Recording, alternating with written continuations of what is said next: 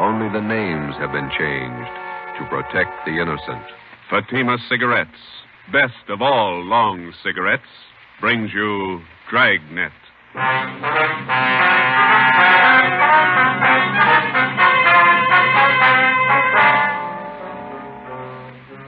You're a detective sergeant. You're assigned to robbery detail.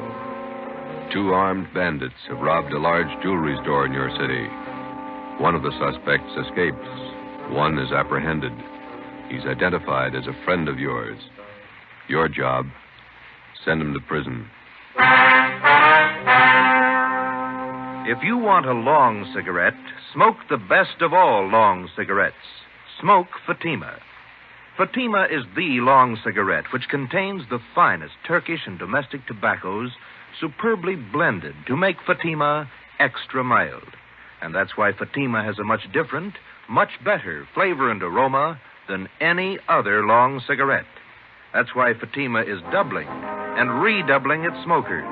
So, if you want a long cigarette, smoke the best of all long cigarettes.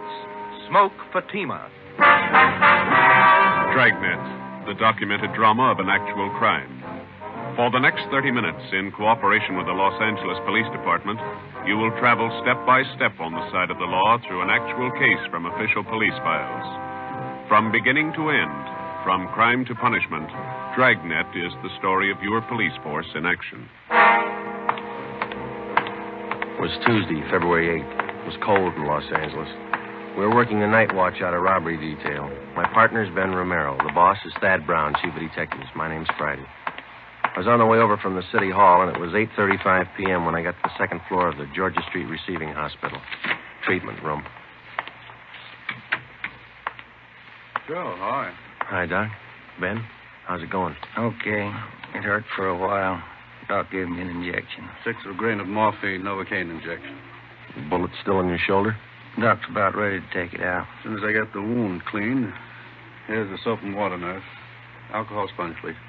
How's it look, Doctor? Well, there's the x-ray. Shallow penetrating wound in the deltoid area. Sludge, larger than the soft tissue right here. Oh, yeah. No bone involvement. Luckily, the bullet was spent. That's good. Feel okay? Sure. Nurse, methylate applicators, please. Thanks. Let's see now. Where'd you leave Tyler, Joe? Interrogation room. Reynolds and Thompson are with him. Let me have the probe, nurse. Yeah. Feel anything, Romero? No. That's it. You hear that? Hear what? Located the slug with a probe. Oh. Nice. Forceps. Thanks. There we go. Oh, steady. You call your wife? No, she don't worry. Here it is, boys. On the market for evidence? Yeah, give it to me, will you? I will. Nurse, sterile saline solution. Irrigate the wound. No sign of Tyler's partner, huh, Joe? Guy got me? No, not yet, no. Sterile dressings, please. How long did you know this Tyler? Before he went wrong, I mean. I met him in the Army, helped him line up a job when he got out. It's too bad. Sure is funny. Meeting a friend of yours pulled an armed robbery. Must have surprised you, huh? Yeah, kind of. You want me to drive you home when the doc's finished here? Let's go back to the office and talk to Tyler first. Okay. Is that all right, Doc? No. You're staying right here, Romero, till tomorrow morning. If you haven't got a temperature by then, I might release you. Oh, it's only a flesh wound, Doc. I feel all right. I'm not taking any chances with gunshot wounds. If infection set in and you were laid up, I'd have the pension committee to answer to. You're staying here. Sounds like an order. It is. You can pick them up in the P&F ward tomorrow morning. Okay. You going to need anything, Ben? Yeah. I phoned to tell my wife I won't be home for dinner. His name was Max Tyler. White, male American, age 32. Dark hair, brown eyes, medium build. Married, father of twin boys. He was a friend of mine. We served together in the Army overseas, and when the war finished, I came back to my job on the force, and Max went back to his old job. It didn't fit him anymore. He stopped working and started drinking. His wife didn't help much. Max started with small trouble, but it grew fast. On the afternoon of February the 8th, Tuesday, Ben and I surprised 2 men holding up a Main Street jewelry shop. Shots were exchanged, and Ben received a flesh wound in the shoulder. One of the hold-up men escaped. The other one was apprehended. His name was Max Tyler. Hi, Larry. Hi, Joe. Glad you got here. Tyler says he won't talk to anybody but you. Okay, boy. Thanks for standing by. Sure. I'll be outside if you need anything.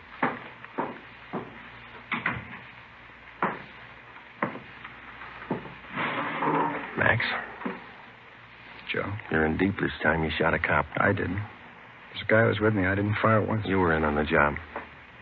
Yeah. And don't expect presents. I don't expect anything, Joe. Glad you came back. I don't want to talk to those other cops. I work in the same department they do, same job. Well, it's easier to talk to you. What's your story? I was crazy to try it. No alibis, Joe, but I didn't know what I was doing. Believe me, I just didn't realize. I won't buy it, Max. You told me the same thing 14 months ago when they picked you up for those bum checks you were passing. Sure, I hung some paper, but I'm no hood, Joe. You know that. I was drinking. I needed dough for Dorothy and the kids. You got to believe me. I need a break. You said that before, too. I went to bat for you. Got off with 6 months and 3 years probation. Now you turn up with another caper. I know, Joe. I know. I'm sorry. You're sorry once, Max, and it works, but one free ride's enough for anybody. Now, that's it. Did I say I wanted that kind of a break? I'll serve my time, Joe. I'll serve every day I owe. I mean, what can you tell me you couldn't have told the other cops? I want to ask you a favor. Yeah? I know you're going to hook me on this. So while I'm doing my time, Dorothy and the kids are staying with relatives out in Inglewood. If you're... Well, just keep an eye on them, you know, Joe. I don't mean dough. Dorothy can work with... Kind of watch out for him, huh? Give him a break, Joe. It's not their fault. Will you do it, Joe? Yeah. Sure, I'll take care of it. Now, you do something for me. Anything you want, guy. Let's have the straight story. Who was the guy with you on that holdup this afternoon? Cresta, George Cresta. You know him. Out of Folsom, short guy, black hair? Yeah. He's got a room above the Red Owl Bar down on East 3rd near Broadway. That's where he hangs out. Where can we find Cresta now? Oh, maybe there. I don't know. I'll give you a list of the places he goes. Some of his friends I've met. He sure roped me in.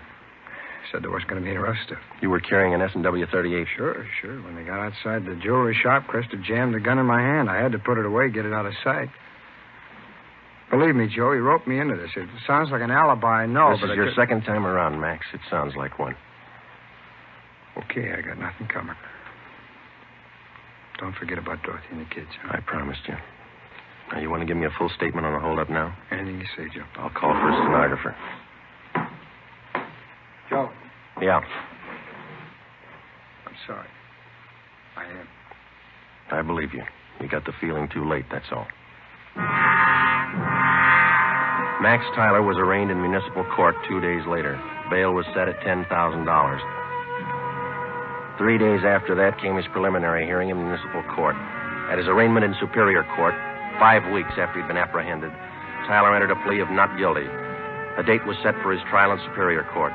Meantime, the hunt for George Cresta, Max's accomplice, went on. There wasn't a sign of him. Our informants had no lead on him, and the all-points bulletin containing all the information we had on Cresta brought in nothing. On Monday, March 22nd, the trial of Max Tyler was held in Superior Court. Ben and I were subpoenaed to appear. The victim of the holdup, the jewelry store manager, was the first to testify. He was questioned by both the prosecutor and the counsel for the defense. He left the stand at 11:25 a.m. If it please, Your Honor. Counsel for the defense. Before the next witness testifies, I'd like permission to approach the bench. Permission granted. Counsel for the prosecution may also approach. Wonder what that's all about, Joe. Something's up. Hello. Judge is shaking his head. Public defender's going back to the counsel's table. Counsel for the defense. Your Honor, it is my client's desire to change his plea to guilty. Defendant rise and face the court. Max Tyler, is that your true name? Yes, Your Honor. On the 12th day of March of this year, in Superior Court, Department 83, City and County of Los Angeles, State of California, you have heretofore been arraigned on the charge of robbery in the first degree.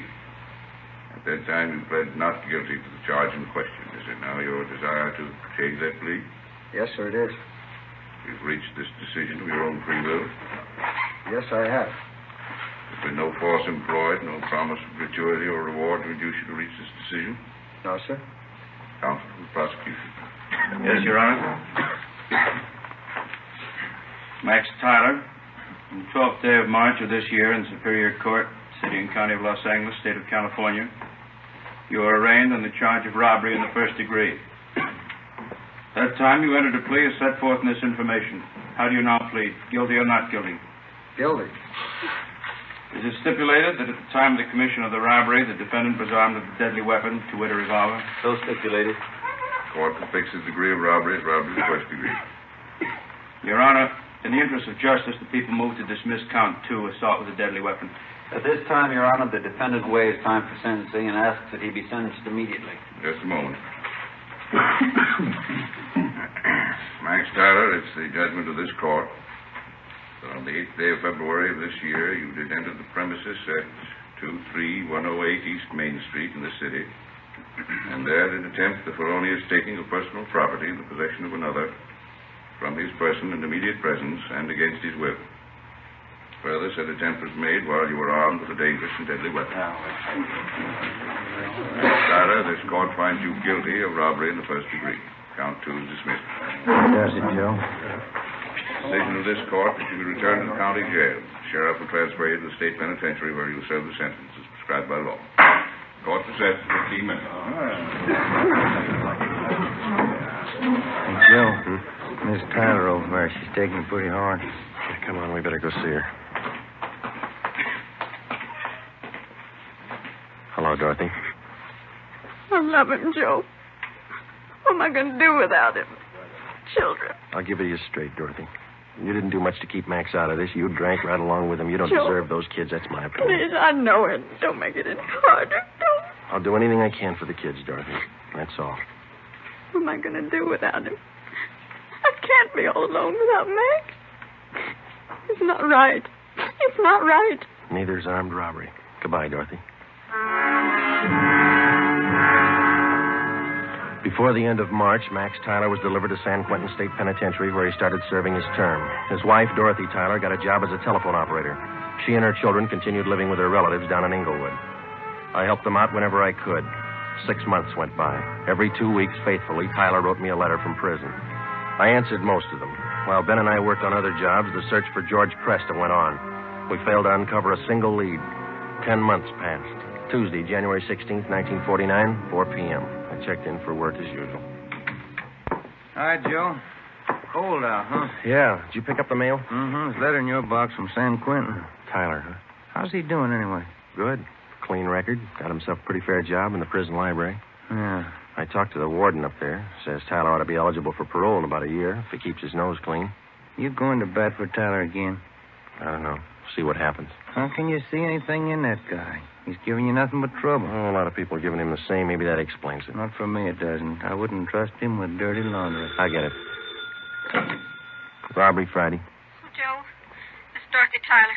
I got to talk to you. Yeah, Dorothy, what's the matter? I found Cresta. I saw him. What? George Cresta. I know where he is. I saw him downtown. I followed him to his place. You sure it was him? I'm positive. He's staying at 134 Jesse Street. It's a rooming house just off Alameda. 134 Jesse. Got it. Thanks, Dorothy. Come on, Ben. 8 minutes later, Ben and I were interviewing the landlord at 134 Jesse Street, a cheap rooming house down on the south end of the city. The landlord's name was Peterson. We showed him Cresta's mug shot, and he told us he was in room 11. We went up a dark, narrow stairway to the second floor.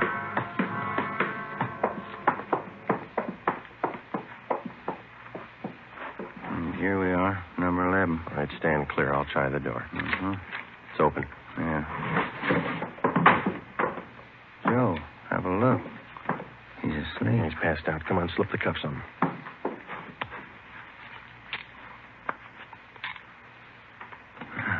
That was easy. All right, I got his gun.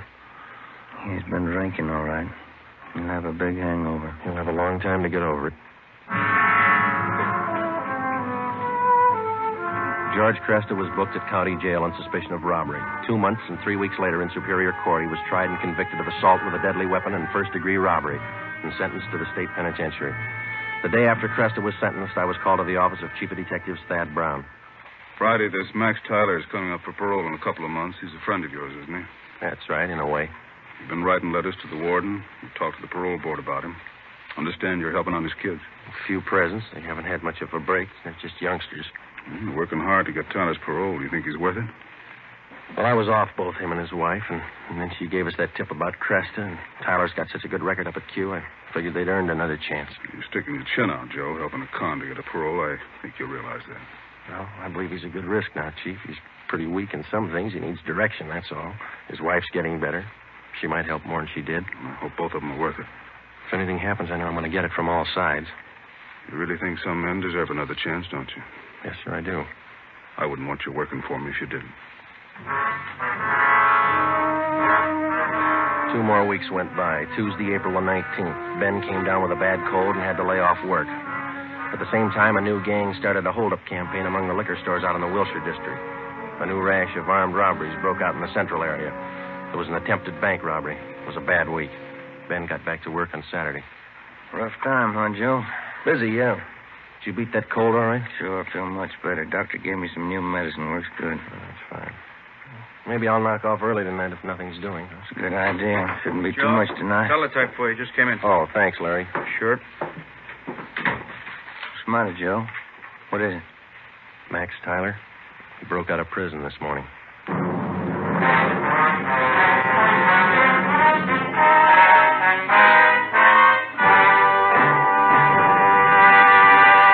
You are listening to Dragnet, authentic stories of your police force in action. And now, here's an authentic report from Fatima Cigarettes. In 1949, Fatima doubled, tripled, and quadrupled its smokers. In 1950, enjoy Fatima yourself. You'll find Fatima extra mild. Because Fatima is the long cigarette which contains the finest Turkish and domestic tobacco superbly blended to make Fatima extra mild. You'll find Fatima tastes much better. Fatima's superb blend gives you a much different, much better flavor and aroma than any other long cigarette. You'll find Fatima tops in cigarette quality. Fatima has always stood for the best in cigarette quality. For a new year of great smoking enjoyment, buy Fatima in the appealing golden yellow package. You'll agree, Fatima is the best of all long cigarettes.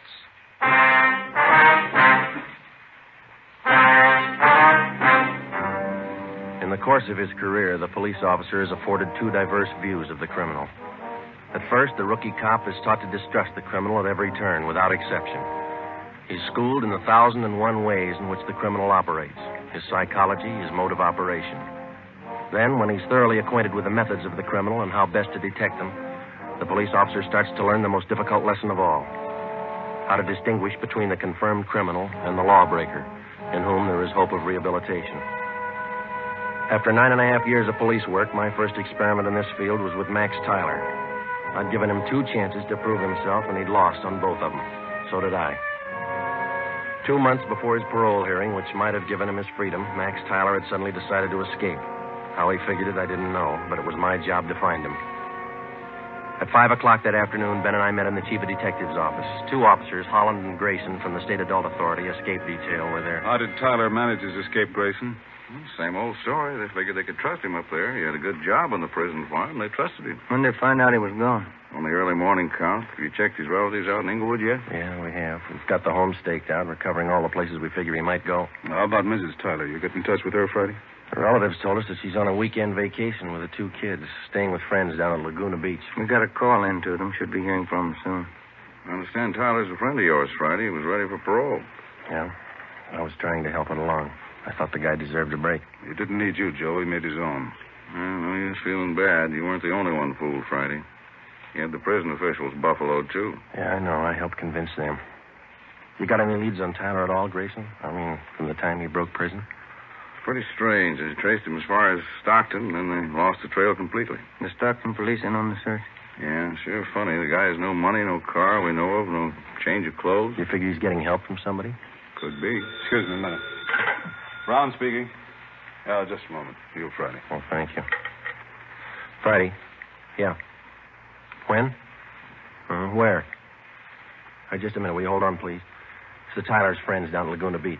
Mrs. Tyler there? No, she called him last night about 7 o'clock. Told him she'd changed her plans. She wasn't coming. She told them where she was going? She wanted to know which highway would take her to Stockton. We told the Tyler's friends in Laguna Beach to contact us immediately if they heard from either Mr. or Mrs. Tyler. We got out an APB on Dorothy Tyler, and then we drove out to interview her relatives in Inglewood. They told us that Mrs. Tyler had the 2 children with her. She had left their house at 6 p.m. the night before by taxi. As far as they knew, she didn't own a car. We talked with some of her friends in the neighborhood. The only thing they could tell us was that she had not borrowed a car from any of them. We drove down to the telephone exchange where she was employed as an operator, and we spoke with a manager, a Mr. Ralph Cartwright. I'm sorry, gentlemen. This is Mrs. Tyler's night off. Is there something I can help you with? When is Miss Tyler due back at work, Mr. Cartwright? Well, she's working the 10 to 7 starting tomorrow, due in at 10 a.m. Uh-huh. We understand that she's on a weekend vacation, huh? Yes, you see, today was payday, so she asked me if she could have her check ahead of time. Said she had to have the money for the weekend. Did you give her the check? Oh, my, no. I couldn't give her the check ahead of time. But I did do her a favor, just to help her over the weekend. What was that? I loaned her my car. We got a complete description of the car together with a license number and called the office. The information was broadcast to all units throughout the city and teletyped to all points in the state. Chief of Detectives Thad Brown ordered an immediate stakeout on the telephone exchange where Mrs. Tyler was employed. The stakeout at the home of Inglewood continued. Another day passed. We checked with the bank where Mrs. Tyler maintained her account. It was 10:25 a.m. when we got back to robbery detail. Gentlemen, what'd you find out? Miss Tyler closed her account 3 days ago, withdrew all her savings, $46.55. They're not going to go far on that. Any word about that car she borrowed? Teletype came in about an hour ago. They found it just outside Santa Barbara, abandoned. Anyone see the Tylers? No reports. I wonder how those poor kids are making out. He must be crazy, and his wife, too. If she was going to help him pull an escape, why'd she have to drag the kids along? That's the way some parents figure, Friday. They owe their children nothing. The children owe them everything. Call for you, Friday. Salem 2. Oh, thanks, Larry. Friday. This is Hopkins, Friday, on stakeout at the phone exchange. Yeah, Bert. Tyler woman came for a check. We got her.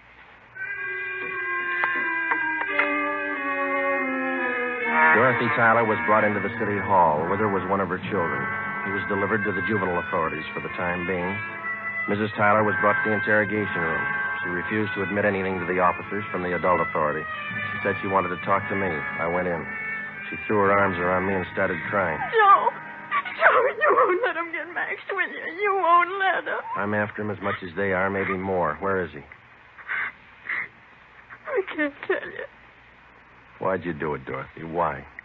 Oh, you know why, Joe. You know why. I had to see him. I had to be with Max. It's a bum deal. You traded days for years. They can't get him. If I don't tell them where he is, they won't find him. They'll find him. He's got to eat, so do you and the kids. He has to go to work, and working with a gun is all he knows. He'll leave a trail. We'll find him. Children. What have they done with the children? Where's Jimmy? They're taking care of him. That's more than you did. Where's your other boy, Vance? Max. Max has him. That's fine. You and Max ought to be real proud of yourselves. I had to see him. You know that. I had to see Max. Has he got a gun? Has he? Has he used it? No. He just thought he might need it. He hasn't hurt anyone. I swear it. You helped him escape, is that right? You helped him. He needed help. I met him at San Rafael. We drove all night. He didn't hurt anyone, Joe. He hasn't hurt anyone. Where is he now? Where is he? All right, Dorothy, we'll find him. Joe, if I tell you, will you go alone? I can show you the way. Will you go alone? Yeah. All right. I'll take you to him, Joe. I trust you. Yeah, I trusted him once, too. 5 p.m., Monday, April 25th. Dorothy Tyler, Ben, and I got in the car and headed north for the coast town of Santa Maria. Acting under orders of Chief of Detectives Thad Brown, Larry Thompson from robbery detail followed in another car. Holland and Grayson from the State Adult Authority were with him. It was 10 minutes past 8 when we drove through the town of Santa Maria. Just outside the city, Dorothy Tyler directed us to turn off onto a dirt road. We drove about 2 miles. She told us to pull up. Across that field. Shack by those trees. Lonely out here. I'll go with you, Joe. Maybe Max won't understand. You stay here. Joe, that car stopped here. It's cops, Dorothy. It had to be. They won't shoot unless Max does. You promised. You said you'd go alone. I'll go alone. Friday? Hello, Grayson. Where is he? She tell you? That shack over there across the field by that clump of trees. He's got one of the kids with him, that right? Yeah, he won't be any trouble. He's armed. The cons up at Quentin say he won't be taken alive. They say he'll shoot it out. They talk a lot. You better let us take him.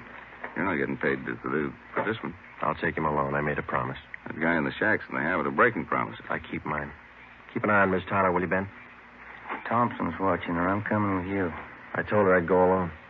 There's 2 doors, front and back. Which one you going in? Front. I'll be around back.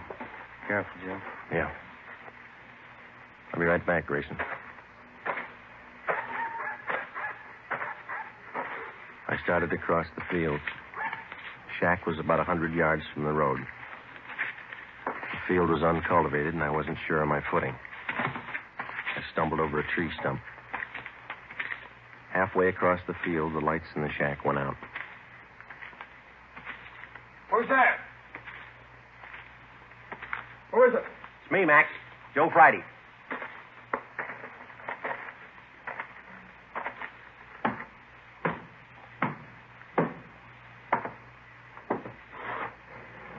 Max? Come on, open up. All right, Max.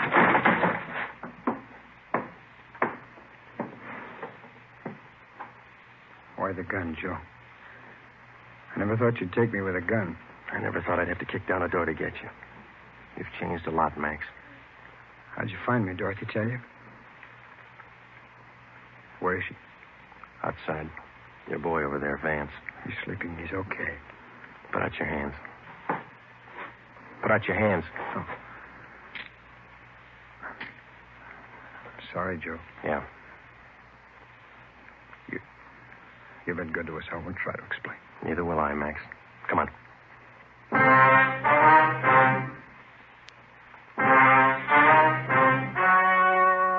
The story you have just heard was true. Only the names were changed to protect the innocent. On June 2nd, trial was held in Superior Court, City and County of Marin, State of California. In a moment, the results of that trial. It's amazing how many long cigarette smokers are changing to Fatima. Here are the actual figures. New York Division. Fatima sales up 132%. Los Angeles Division. Fatima sales up 545%. St. Louis Division. Fatima sales up 548%. Yes, in 1949, more and more smokers discovered that Fatima is the best of all long cigarettes. They found Fatima extra mild. They found Fatima has a much different, much better flavor. They found the name Fatima means the best in cigarette quality. In 1950, enjoy Fatima yourself. Best of all long cigarettes.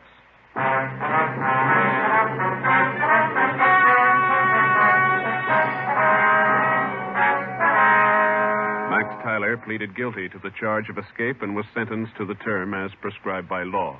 He was returned to San Quentin and then transferred to Folsom Penitentiary, where he is now serving his sentence. You have just heard Dragnet, a new series of authentic cases from official files. Technical advice for Dragnet comes from the Office of Acting Chief of Police, W.A. Wharton, Los Angeles Police Department. Dragnet honors the state of California and the men of the California Highway Patrol, another of America's outstanding law enforcement agencies. One of these men, Highway Patrol Commissioner Clifford E. Peterson, outstanding administrator and educator in the field of law enforcement, dedicates his life to making yours more secure. Fatima Cigarettes, best of all long cigarettes, has brought you Dragnet from Los Angeles. Be sure to hear Mr. and Mrs. Ronald Coleman in the Halls of Ivy starting tomorrow on NBC.